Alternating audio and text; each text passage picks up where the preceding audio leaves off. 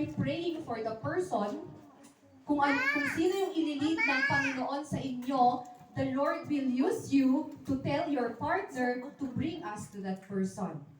And during the encounter, you are also sensitive. Kaya nga yung evangelist, sensitive din siya pag nakikinig siya o hindi, ano? And the intercessor, ano ang ginagawa ng intercessor during the time of evangelizing? You are protecting them. You are protecting these people. Yung nagkakaroon ng conversation, you are asking the protection of the Lord upon them.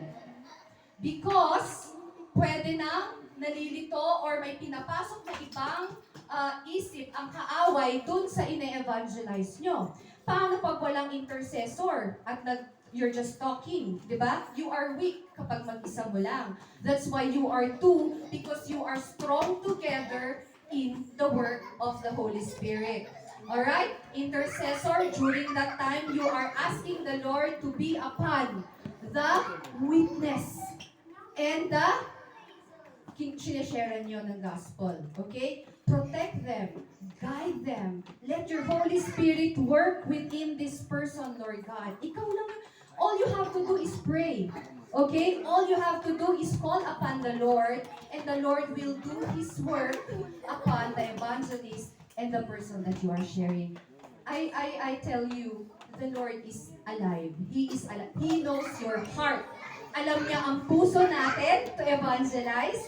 That's why He is ready to work within you. Kaya nga we are doing this because we are already getting out of our comfort zone. Okay ba? Hindi na lang tayo nandun sa bahay, nag-aantay ng Sunday to come here and hear the word again. We are doing and practicing our faith to share to the people who doesn't know the gospel. Alam niyo yung na si Elsie nung nagsabi siya sa mga kabataan, my heart was broken. I was interceding, yet my heart is broken. Because these people, sabi ng mga batang babae, they will be saved because of good works. My heart breaks and I continue to pray. Yet Elsie, sabi niya, first time ko to ate, hindi ko alam kung anong sasabihin ko. But Elsie, during that time,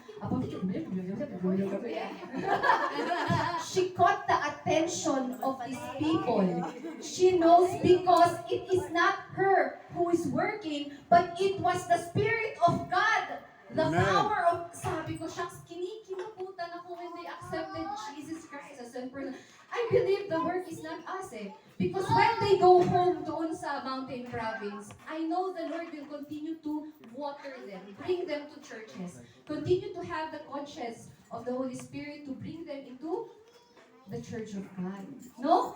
So praise God. So whatever it is that will happen this week, let us work on the faith that we have just listened to the sermon of Pastor Thomas, and we will do it with faith. Not by our good works or not by our knowledge, not by our wisdom, but it is by the power of the Holy Spirit that will bring us to the people and share the gospel. The testimony of our faith na I have this joy and I have this peace I wanted to share with you. Amen ba? Are you excited? Okay, let's have a more word from Pastor Perther, and let's have Pastor Janice to pray for the week's activity. Okay, and let us end this in prayer. Pastor Perther?